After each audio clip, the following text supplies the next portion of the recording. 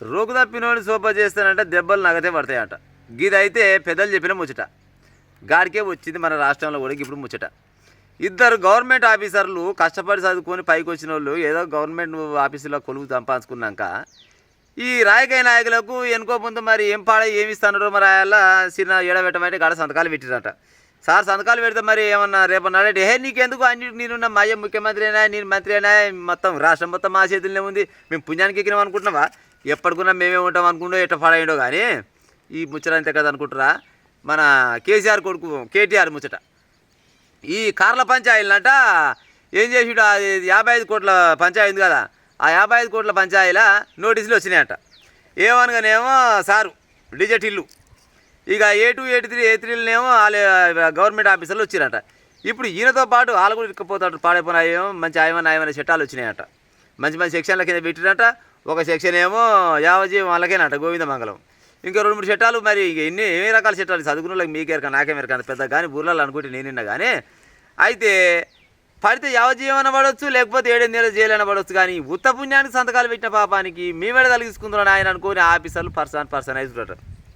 ఇది ఇట్లా ఉంటే వీళ్ళు అయ్యా అంటాడంట, అరే 55 కోట్లు పోయినాయి 55 కోట్లు పోయినాయి అంటారు. కానీ కార్ల పంచాయతీ అదేంటి ఆ కార్ల పోటీలా 700 కోట్ల రూపాయల ఆందాన్ని వచ్చింది మన రాష్ట్రానికి అని చెప్తున్నట్టు చెప్పితే నోటుతున్న కాలం ఉంది జనాలు. కానీ 700 కోట్ల రూపాయల లాభం వచ్చినట్టు. మరి 700 కోట్ల రూపాయల లాభం వస్తే కేసీఆర్ గారు మరి ఆ కార్ల ఇది పోటీలో ఉన్నప్పుడు అలా పార్ట్నర్ పెట్టిన కొంతమంది కదా, ఓడి మధ్యలోనే పత్తలు కూడా విక్కపోయింది కదా. మరి 700 కోట్ల రూపాయల ఆందాన్ని వస్తే మరి మధ్యలోకి ఎట్ట పోవచ్చు ఆయన? మధ్యలోనే తాడిదెంపోయిండు అంటే అర్థమైంది ఇది లంగ వ్యవహారం ఉందిరని ఆయన. ఈ శోభ మంచిది కాదు మామూలు వీళ్ళు ఎన్నడుకున్న మోసమైన ఆయన. ఇసొంటోళ్ళతో శోభ చేసేదానికి అక్కడ పోయి ఉప్పుడు పసాన బత్త అనుకుంటాడు మధ్యలోనే విక్కపోయిండు. కానీ ఈలయ్య మాత్రం అంటాడు 700 కోట్ల రూపాయల ఆమదాన్ని వచ్చింది అంటాడు. మరి ఏడుకెళ్ళి వచ్చింది 700 కోట్ల రూపాయల ఆమదాని?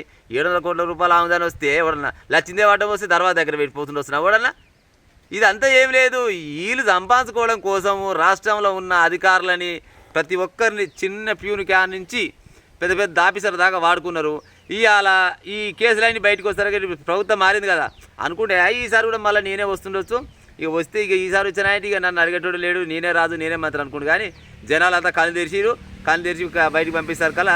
ఇవాళ ఒక్కొక్కటి మన పెంటందు పోతే పెంకీసులు వెళ్ళినట్టు వెళ్తానే ఉన్నాయి. ఇలా పాపాలు పాడైపోను. ఇక లోపలికి పోయినా ఇంటి లాలు పోతాటే ఊరు. కానీ జనాలు అనుకుంటారు ఊర్లో పోయింటి 700 కోట్ల రూపాయలు ఆమెదాన్ని తీసుకొస్తే ఆడు పాటలు పెట్టినోడు మధ్యలోకి వెళ్ళిపోయినట్టు ఎట పోవచ్చు అని అనుకుంటారు. కానీ జర తెలియకాలు అనుకుంటారు 700 కోట్లు లేదు ఏం లేదు ఏమైనా వీళ్ళు ఇంటికే వచ్చినట్టు రాష్ట్రానికి ఎందుకు వచ్చింది అనుకుంటారు. ఇగో గట్లా ఉంది అలా ముచ్చట. ఇక చూడు రయ్యా ఇక ఉంటా. అందుకోసమనే ఇసోంటో మళ్ళీ కూడా చెప్తున్నారు, రోగు తప్పిన శోభ చేసే దెబ్బలు మాత్రం ఖాయంగా పడతాయి. ఈయన నగదే పడతాయి, ఇక ముద్ర కూడా లేదు.